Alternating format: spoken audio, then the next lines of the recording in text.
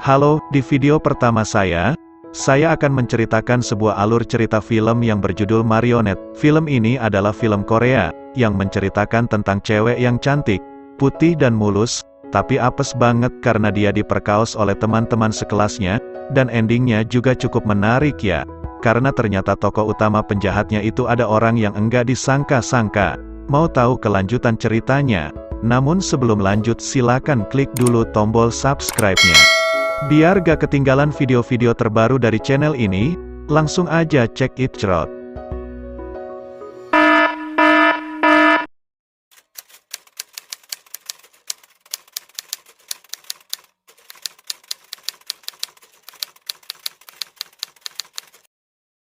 Film ini dimulai dengan seorang cewek SMA yang aduhai, yang bernama Yuminah. Dia ini adalah seorang gadis yang baik hati, periang dan rajin menabung. Suatu ketika, Minah ini pergi kencan dengan cowoknya yang bernama Kim Jin Ho. Dan film pun dimulai.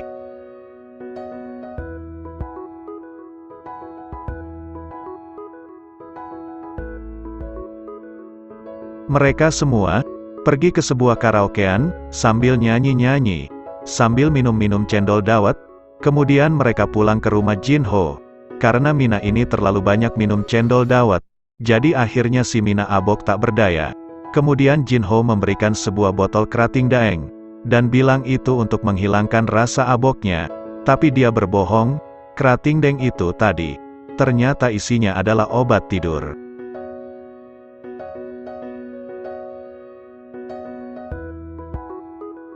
Dan ketika terbangun, Minah kini disekap di atas sebuah kursi dan muncul wajah-wajah mesum seperti wajah kalian itu. Jadi pacarnya nih bajinguk ya, dia sengaja ngasih ceweknya yang masih perawan ini buat digenjot banyak orang dan dia justru merekamnya. Kemudian hasil rekamannya itu tadi dijual, dan diberi judul Marionette.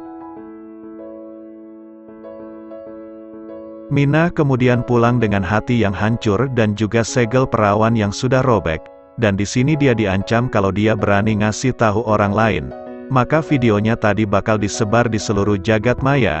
Dan sejak hari itu tiap kali Minah ketemu dengan Jin Ho, dia selalu mengancamnya dan dengan terpaksa, Minah kembali melayani banyak laki-laki ini. Setelah beberapa waktu berlalu, dan akhirnya video Minah ini pun menjadi viral, pihak kepolisian pun mulai melakukan perburuan siapa-siapa saja yang ada di dalam video tersebut. Dan detektif yang menangani kasus ini yang bernama Go Jul, memberitahukan ibu Minah tentang kejadian yang menimpa anaknya tersebut. Ibunya pun menangis dan meminta tolong kepada Go Jul untuk menghukum para bajing mania yang melakukannya. Dan dengan kesaksian dari Minah, akhirnya mereka pun berhasil ditangkap dan dijebloskan ke dalam penjara. Akibat dari kejadian ini, nama Minah jadi terkenal di daerahnya. Akhirnya Go Jul membantu Minah dan ibunya untuk pindah ke kota Seoul, dan merubah identitas mereka, dan kini berubah namanya menjadi Han Seorin. Beberapa tahun berlalu, kini Han Seorin menjadi seorang guru dan juga sudah memiliki seorang tunangan, dan kita diperkenalkan dengan tokoh baru yaitu Kim Dong Jin, yang merupakan ketua kelas dan juga yang Sejung, yang merupakan pacarnya. Di sini bisa dibilang Seorin beberapa tahun terakhir ini sudah hidup dengan damai dan cukup bahagia. Sampai suatu ketika Seorin meminum beras kencur yang ada di mejanya, dan kemudian ia tertidur di sekolah tersebut sampai pagi. Dia pun dibangunkan oleh Dong Jin dengan tampang mencurigakannya, dan di sini Seorin merasa sakit dan melihat tanda merah di pergelangan tangannya, seperti bekas ikatan. Dia pun enggak ingat apa-apa selama tadi malam. Sampai pas Seorin lagi cuci muka, dia mendapat sebuah pesan video yang memperlihatkan bahwa selama tertidur tadi malam, ternyata dia ini diikat dan bajunya dipretelin satu persatu. Melihat video itu, jantungnya pun berdebar-debar, mata berkunang-kunang, bibir pecah-pecah, dan Seorin ini sangat takut, karena masa lalunya yang kelam, kemungkinan bisa terulang lagi, dan ternyata benar saja, teror mulai terjadi lagi. Ketika Seorin sedang makan malam bareng tunangannya, dan juga calon mertuanya. Seorin mendapatkan SMS dari orang yang menyebut namanya sebagai Master. bahwa kalau Seorin nggak menuruti permintaannya, maka video tadi akan disebarkan ke semua orang. Dia pun mulai melakukan apa-apa yang diminta oleh master tadi, seperti meminta Seorin memotret belahan dadanya, dan lain-lain. Keesokan harinya, pas Seorin lagi ngajar di kelas, dia kemudian mendapatkan ancaman lagi, bahwa master akan mengirim video tersebut ke seluruh siswa di kelasnya. Seluruh HP di kelas itu pun berbunyi, dengan menampilkan pesan hitungan mundur. Seorin yang takut video tanpa busananya itu tersebar ke siswanya, kemudian berteriak-teriak kepada mereka, agar segera mematikan HP mereka, tapi sayangnya semua sudah terlambat. Seorin pun terjatuh lemas, ketika hitungan mundur sudah berakhir.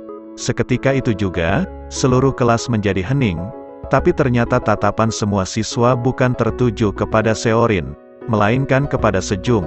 Karena ternyata video dan foto yang dikirim adalah foto Sejong. Jadinya Sejong juga merupakan korban dari master. Sejong pun langsung berlari keluar dari kelas karena malu. Dari sini, Seorin merasa semua ini sudah keterlaluan ya. Dia pun kemudian meminta tolong kepada Gojul, yang sekarang sudah pensiun jadi polisi, untuk membantu menyelidiki. Siapa sih sebenarnya orang yang bernama master tersebut? Dia pun memulainya dengan menanyakan kronologi bagaimana Sejong bisa terjebak dengan master. Sejong mengatakan bahwa ia waktu itu tengah melakukan pengencrotan dengan pacarnya, yaitu Dong Jin, tapi dia nggak tahu kalau kegiatan itu direkam oleh Dong Jin, sampai dia kemudian nggak sengaja membuka komputer milik Dong Jin, dan isinya itu ternyata video enak-enak semua.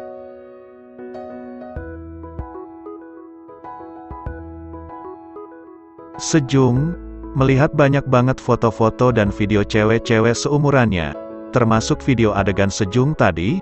Dia pun tentunya langsung menghapus semua file tadi, dan ketika Dong Jin tahu, dia pun langsung marah, dan mulai mengancam Sejong. Dari pernyataan Sejong barusan, tentu saja Dong Jin kemungkinan besar menjadi kandidat tersangka sebagai orang yang menyebut dirinya master. Seorin pun mulai melakukan kegiatan penyelidikan kepada Dong Jin. Seorin secara diam-diam melihat seluruh gerak-geriknya dan dia juga hampir saja ketahuan oleh Dong Jin. Tetapi untungnya, ketika mereka mulai mengejar Seorin, dia berhasil melarikan diri dengan dibantu oleh Gojul. Di sini Gojul berhasil menginterogasi salah satu orang yang mengejar Seorin tadi, dan Gojul berhasil mendapatkan data-data dari orang-orang yang dianggap mencurigakan. Keesokan harinya, Gojul berdiskusi dengan Seorin tentang langkah apa yang harus mereka lakukan selanjutnya. Tapi tiba-tiba, Seorin terjatuh pingsan dan ketika Gojul melihat HP-nya, dia melihat foto-fotonya Seorin yang kini sudah beredar di internet. Akibat hal ini Seorin pun sudah putus asa dan ingin melakukan bunuh diri. Tapi rencananya tersebut terhenti, ketika ia mendapatkan pesan video, yang memperlihatkan Sejong tengah disekap.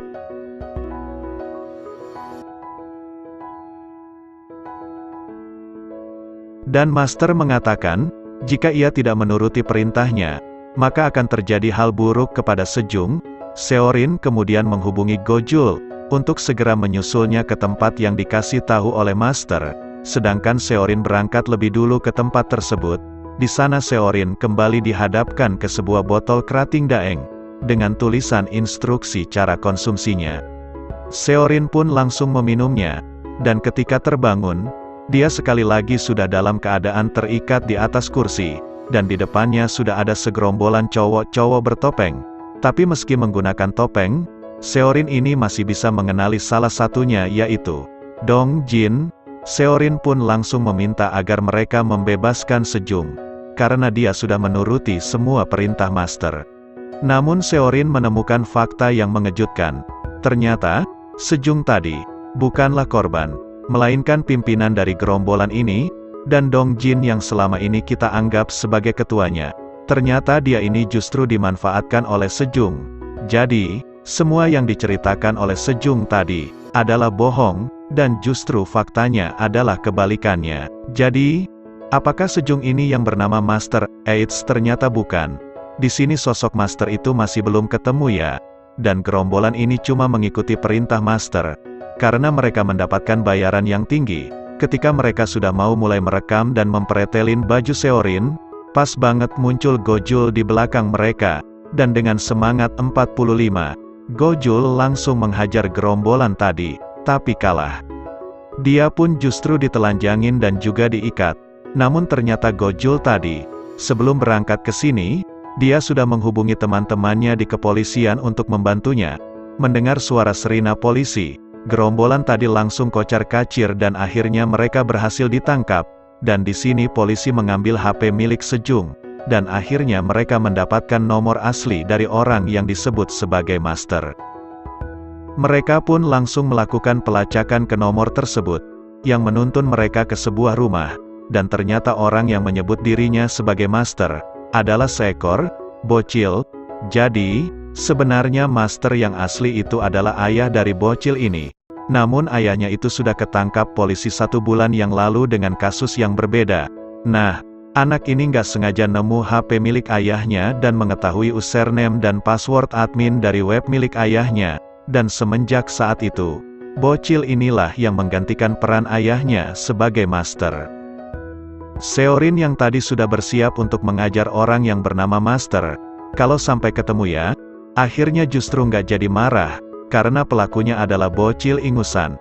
Bocil ini pun ditangkap, tapi tidak dipenjara, karena kan masih di bawah umur. Dia ditetapkan sebagai tersangka, dan kemudian direhabilitasi. Dan sekarang akhirnya kehidupan Seorin bisa kembali menjadi normal dan film pun berakhir.